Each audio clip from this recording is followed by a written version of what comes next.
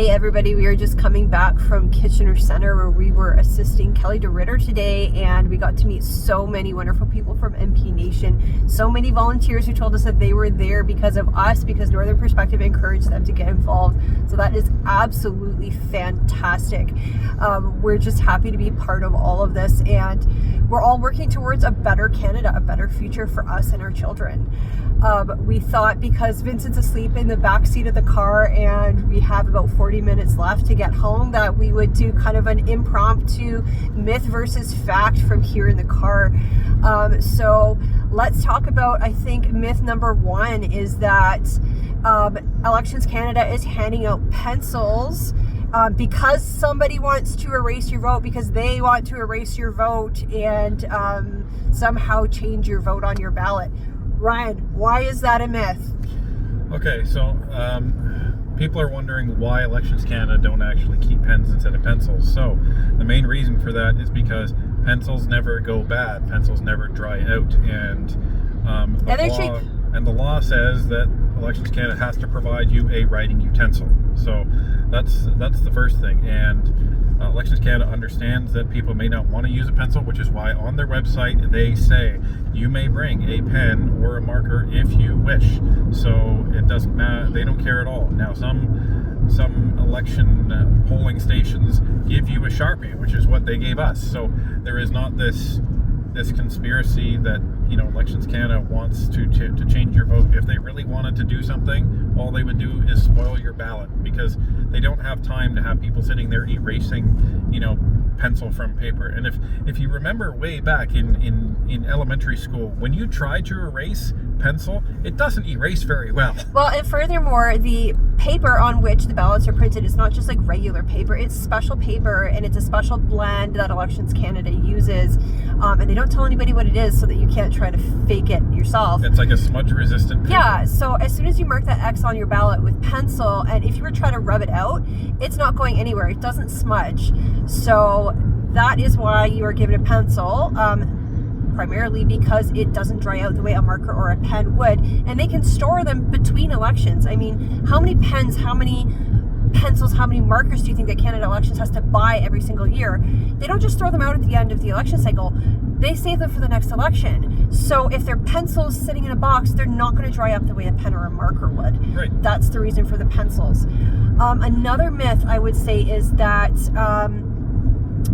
someone had asked us this question by email about why there aren't lawyers there to count the ballots at the end, that maybe there's something going on with how the ballots are being counted. Again, another myth.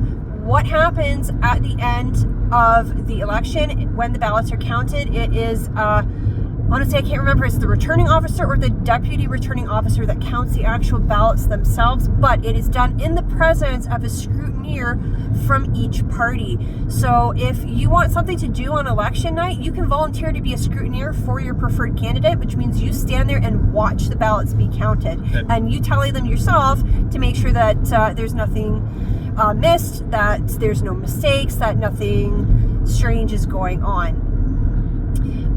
Another myth that we had recently is why are we using pencils and paper for voting instead of a machine? Elections Canada always uses pencils and paper, or pen and paper, marker and paper. They do not use ballot counters or ballot machines or voting machines of any kind. Everything, even the counting, is done by hand.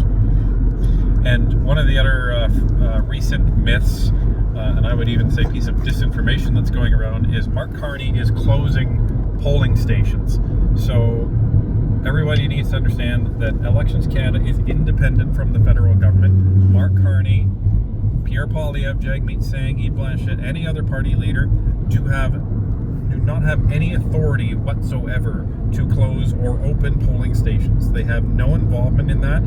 And even if they said, I want this polling station closed, Elections Canada would say, that's nice, that's not up to you.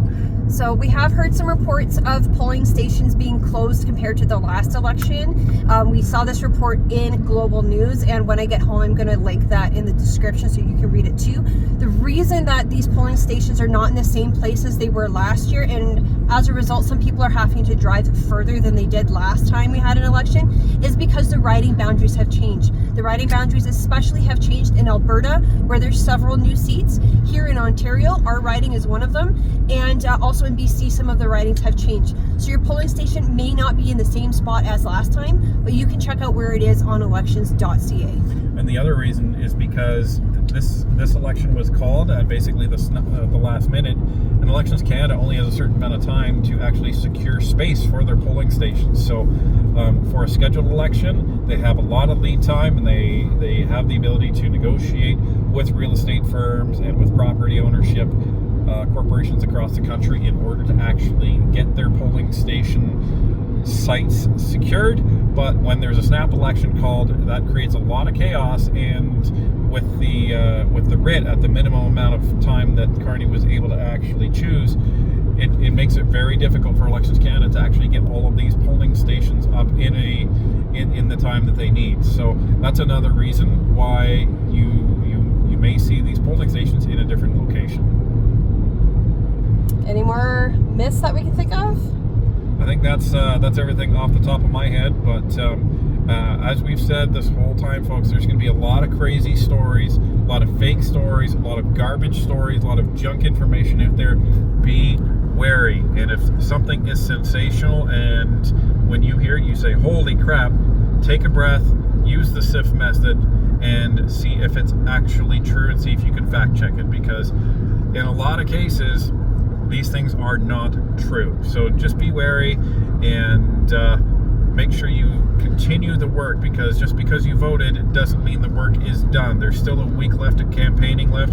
There's a lot of people who still haven't voted, and there's a lot of work that your EDA needs help with. So make sure you get out there and help so we can bring it home. And one more myth before we go, because it just popped into my head.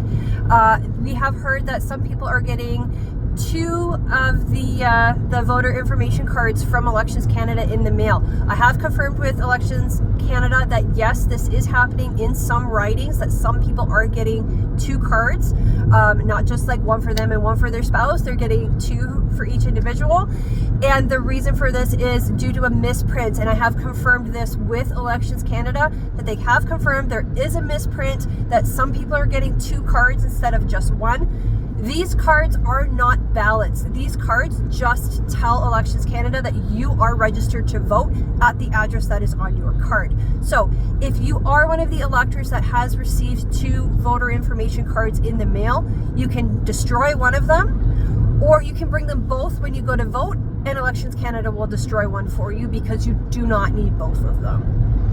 And that's it. And we're going to finish our trek home. And for those of you that planned on coming to our live stream tomorrow on Sunday, the 20th, yeah. We will not be live streaming tomorrow, because tomorrow is Easter Sunday, so we will be live streaming on Monday the 21st instead. So we'll see you on our live stream that we're going to be having at 9 o'clock Eastern time on Monday the 21st. And happy Easter, everybody. Happy Easter. See you Monday.